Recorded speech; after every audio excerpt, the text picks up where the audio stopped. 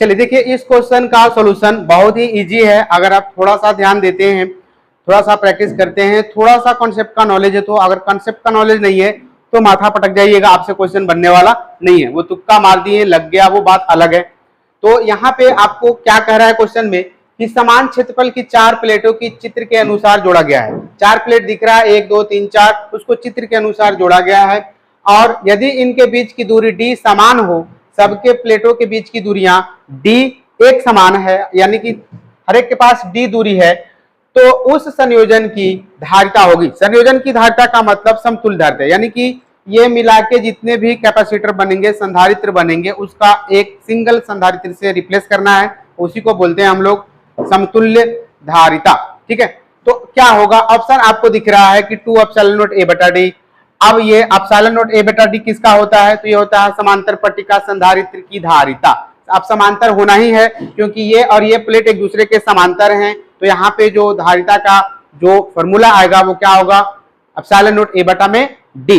तो ये तो ऑप्शन तो सही दे रखा है, लेकिन ये क्या दे रखा है, ये होता है सिंगल का, इसमें 2 से गुना कर दिया मतलब 2 गुना हो गया। ये सिंगल का 3 से गुना कर दिया तो 3 गुना हो गया, यानी कि बढ़ गया है सिंगल से। और ये क्या होता है, एप्सिलॉन नॉट a बटा d गुना में 3 बटा 2, यानी सिंगल से कितना 1.5 गुना हो गया, 3/2 का मतलब 1.5। और ये एप्सिलॉन नॉट a बटा d यानी कि सिंगल का सिंगल।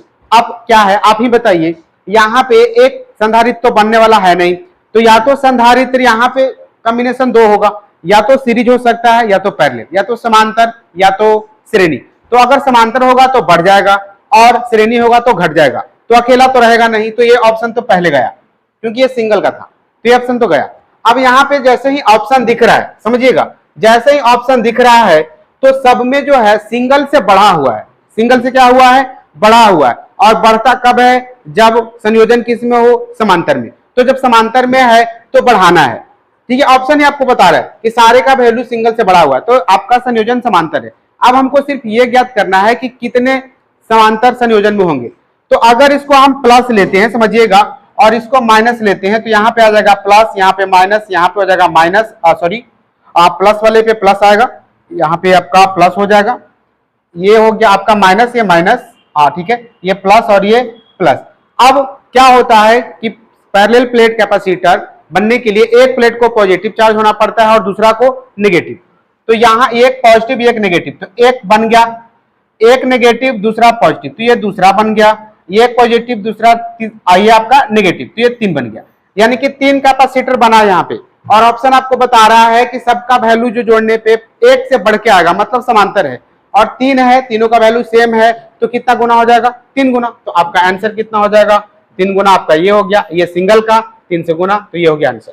ये है आपका एग्जाम में क्वेश्चन बनाने का ट्रिक। आप चाहे तो बिल्कुल बेसिक फंडामेंटल रूल से बना सकते हैं। तो बेसिक फंडामेंटल रूल अगर आप चाहें तो हम बता सकते हैं, ठीक है, लेकिन उसकी जरूरत नहीं पड़ेगी। अगर आप चाहते हैं तो आप कमेंट कीजिएगा, आपको इसका बिल्कुल फंडामेंटल रूल मिल जाएगा कि कैसे इसको हम लोग पैरेलल में लें।